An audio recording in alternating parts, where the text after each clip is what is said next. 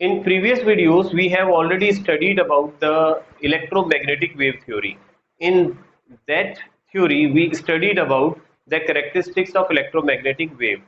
Now, we will study the limitations of electromagnetic waves. There are some limitations.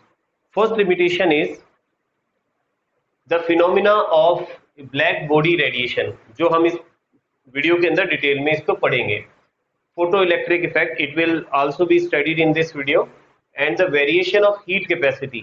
Actually variation of heat capacity क्या है कि हमें पता है कि अगर किसी भी सब्सटेंस का हमें 1 डिग्री सेल्सियस टेम्परेचर इंक्रीज करना है, उसके लिए जितना हीट हमें उसे देना पड़ेगा उसे हम उसकी हीट कैपेसिटी कहते हैं.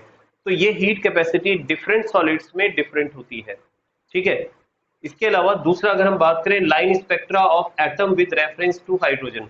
हाइड्रोजन के रेफरेंस के अंदर अगर देखा जाए कि जो लाइन स्पेक्ट्रा प्राप्त होता है, जो लाइन स्पेक्ट्रा मिलता है, उस लाइन स्पेक्ट्रा के अंदर जो लाइंस होती हैं उसका डिस्क्रिप्शन हम इस थ्योरी के अकॉर्डिंग नहीं दे सकते हैं. तो these are the some drawbacks of electromagnetic wave theory. इसमें से 2 ड्रॉबैक्स के बारे में हम डिटेल के अंदर इस वीडियो के अंदर बात करेंगे जो हमारे सिलेबस में है. And the first is black body radiation. तो हम पहले जानने की कोशिश करेंगे कि ये ब्लैक बॉडी रेडिएशन किसे कहते हैं. एक्चुअली जैसे इसका नाम ब्लैक बॉडी रेडिएशन क्यों पड़ा. देखिए मोस्टली जो ब्लैक ऑब्जेक्ट्स होते हैं जो परफेक्ट एब्जॉर्बर और परफेक्ट रेडिएटर होते हैं, या फिर हम कहें कि ऐसे सब्सटेंस जो अपने पर गिरने वाली सभी रेडिएशन को एब्जॉर्ब कर लेते हैं या सभी रेडिएशन को इमिट करने की टेंडेंसी रखते हैं, ऐसे सब्सटेंस को हम ब्लैक बॉडी कहते हैं. मोस्टली ब्लैक बॉडी इस तरह का नेचर शो करती है. ठीक है. तो ब्लैक बॉडी से जो इमिट होने वाली रेडिएशंस है उन्हें ही हम ब्लैक बॉडी रेडिएशंस कहते हैं. तो इसके अकॉर्डिंग और देख लें हम. If the substance being heated is a black body. अगर कोई सब्सटेंस जिसे हीट किया जाए और वो अगर ब्लैक बॉडी हो, तो जैसा मैंने कहा ब्लैक बॉडी मतलब perfect absorber, perfect radiator of energy, या फिर हम कह सकते हैं which can emit and absorb all frequency, तो उसे हम ब्लैक बॉडी कह रहे हैं. तो अगर जिस सब्सटेंस को हम हीट कर रहे हैं अगर वो ब्लैक बॉडी है, तो उससे जो रेडिएशन इमिट होंगी, the radiation emitted is called black body radiation. उन्हें हम ब्लैक बॉडी रेडिएशन कहते हैं. तो ब्लैक बॉडी रेडिएशन की कुछ प्रॉपर्टीज हैं जिसे हम इलेक्ट्रोमैग्नेटिक वेव थ्योरी के अकॉर्डिंग एक्सप्लेन नहीं कर सकते हैं. चलिए बात करते हैं. पहला, according to electromagnetic wave theory हमने जो पढ़ा उसमें यह है कि energy of radiation is directly proportional to intensity या स्क्वायर ऑफ एम्पलीट्यूड.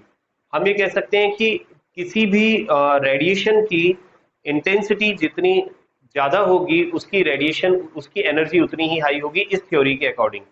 ठीक है ना, क्योंकि इंटेंसिटी डिपेंड करती है एम्पलीट्यूड के ऊपर. हम ऑलरेडी एम्पलीट्यूड के बारे में बात कर चुके हैं कि height of trough and depth of crust को आप एम्पलीट्यूड कहते हैं. तो एम्पलीट्यूड का स्क्वायर उसकी एम्पलीट्यूड का स्क्वायर जो है वो इंटेंसिटी को एक्सप्रेस करता है.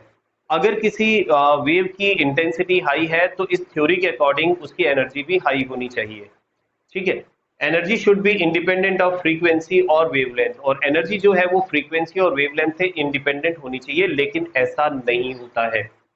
क्योंकि आज हम जानते हैं कि अगर हम किसी ऑब्जेक्ट को हीट करते हैं तो हीट करने पर वो ऑब्जेक्ट जो है अपने कलर को चेंज करता रहता है. जैसे बिगनिंग के अंदर अगर आप किसी आयरन को हीट करते हैं तो शुरू में वो रेड होता है, फिर येलो होता है, फिर व्हाइट होता है, ब्लू होता है, इस तरह से कलर चेंज करता है. अगर एनर्जी इंटेंसिटी पर डिपेंड कर रही है तो उसके अकॉर्डिंग अगर आप कंटिन्यूसली किसी ऑब्जेक्ट को हीट करते हैं तो उसकी इंटेंसिटी बढ़ने के साथ में उसकी कलर की इंटेंसिटी बढ़नी चाहिए. अगर वो रेड है तो it should be more red, और ज्यादा रेड हो जाना चाहिए, लेकिन ऐसा नहीं होता है, कलर चेंज हो जाता है. दैट मीन्स यहाँ ये प्रॉब्लम आ रही है कि फिर इंटेंसिटी शायद एनर्जी इंटेंसिटी पर डिपेंड नहीं कर रही है. ठीक है. इसके अलावा एक चीज और ऑब्जर्व की जाती है कि जब किसी ऑब्जेक्ट को देखा जाता है कि वो उसे कंटिन्यूसली हीट किया जा रहा है, उसकी एनर्जी इंक्रीज हो रही है, तो उसके कलर में चेंज आ रहा है. तो हम ये भी जानते हैं कि डिफरेंट रेंज ऑफ वेवलेंथ या फ्रीक्वेंसी वाली जो लाइट्स होती हैं उनकी फ्रीक्वेंसी डिफरेंट होती है. तो इसका मतलब ये है कि जरूर वहां पर फ्रीक्वेंसी का कोई इशू है, फ्रीक्वेंसी में चेंज आ रहा है या वेवलेंथ में चेंज आ रहा है, that's why the colour is changing. तो इस चीज को हम इलेक्ट्रोमैग्नेटिक वेव थ्योरी से एक्सप्लेन नहीं कर सकते हैं. ठीक है. तो ये चीज मैंने आपको बता दी है. ये थर्ड एंड फोर्थ पॉइंट भी इसी चीज को एक्सप्लेन कर रहा है. The body being heated should have the same colour but intensity should be varied. ठीक है. लेकिन ऐसा नहीं होता है, हमें पता है. And but there is change in colour of black body while heating, black body को हीट करते समय उसके कलर में चेंज होती है। तो ये सारे ड्रॉबैक्स हैं जिसे हम इलेक्ट्रोमैग्नेटिक वेव थ्योरी के ड्रॉबैक देख सकते हैं। इसके अलावा एक छोटा सा ग्राफ और हम स्टडी करेंगे।